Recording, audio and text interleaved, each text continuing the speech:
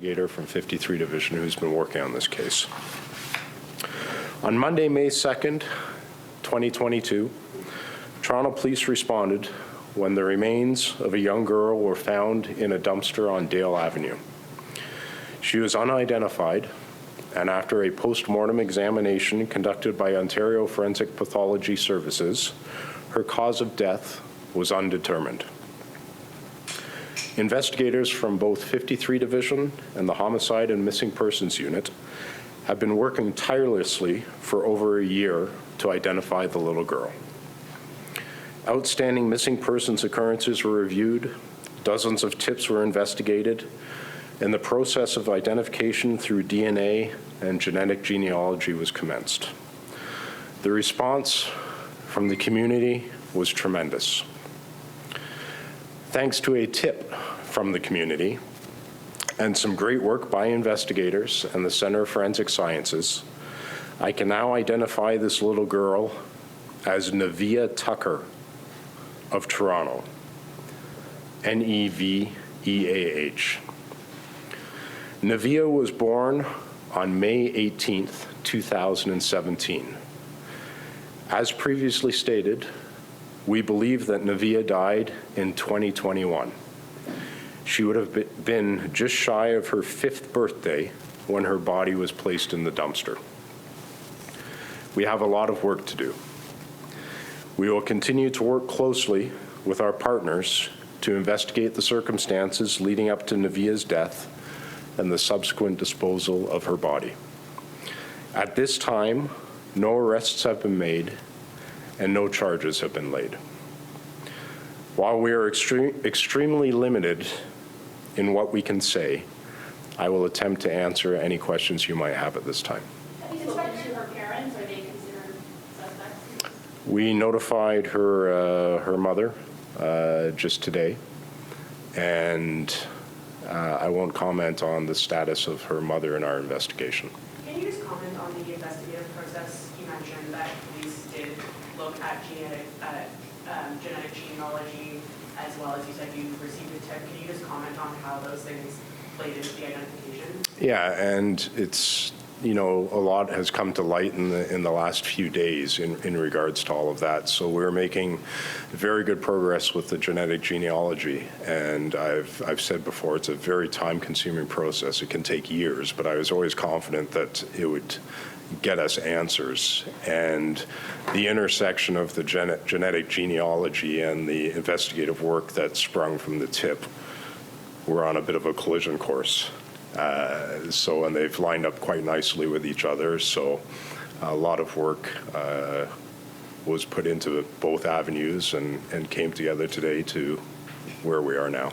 Are you prepared to say that this is a homicide, or that's still undetermined? Well, the pathologist wasn't able to identify a cause of death, so we're not saying it's a homicide. We'll see where the investigation takes us. We're certainly open. We're still open. Case of neglect or something else. You said quite poignantly when this case first came to our attention, I guess to your attention, that kids don't just die. Right. I imagine that's front of mind for investigators. Absolutely, and it's definitely in our minds that this could still potentially become a homicide case. Has she been reported missing? No. Two questions. I'm wondering if you elaborate a little bit more on this community tip they received that helped you to identify the person. Elaborate who provided that type of information. Well, I'm not going to identify who provided the tip, but the tip itself wasn't specific. Let me say that. It pointed us in a direction, and a lot of work had to be done on that information. It actually did identify somebody else as being the potential victim, but the windfall from that tip ended up taking us in the right direction. So it was a lot of work, and we're very grateful to the person who did call in and provide us with that information. It gave us that little jigsaw puzzle piece, and we were able to build from there. Has there been any related activity or evidence related to dead children in Rosedale in the last year since this investigation started? Is this an isolated incident, or is there any related evidence or activity in Rosedale to be No, and we don't believe there's any link whatsoever to that specific neighborhood, except for the fact that that's where Neveah's remains ended up. What happens to the little girl, Inspector, while your team still does their work? I know that